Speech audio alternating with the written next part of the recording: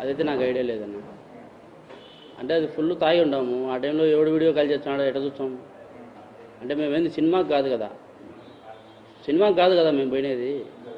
ఆయన హత్య చేసేదానికి పోయినాము. ఆ మూమెంట్లో ఎవడేం చేస్తున్నాడంటే మాకెట్ అర్థమవుతుంది?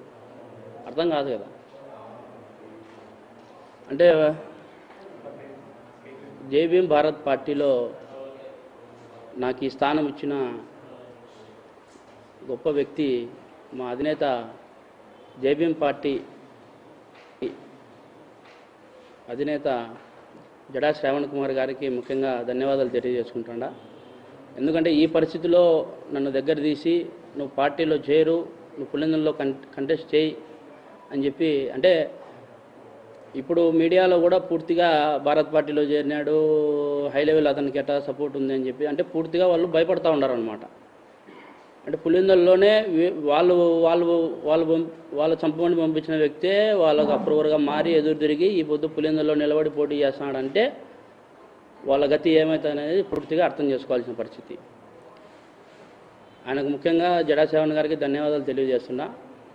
పూర్తి స్థాయిలో పార్టీ కోసం కష్టపడతాము, ప్రజల్లో తిరుగుతాము, వీలైనన్ని ఓట్లు కూడా మేము మా సైడ్ పడేటట్టుగా చేసుకుంటాము.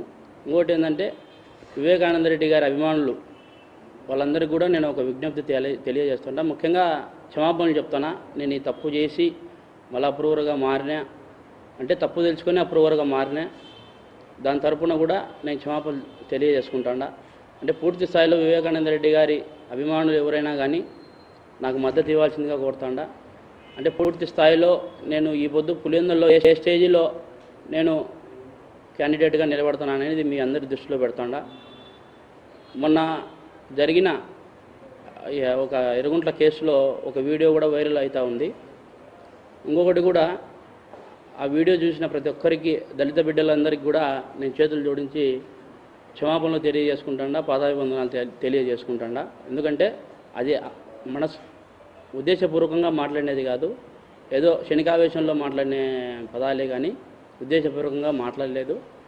అందుకే పూర్తి స్థాయిలో దానికి క్షమాపణలు నేను కోరుతాడా. అంతే.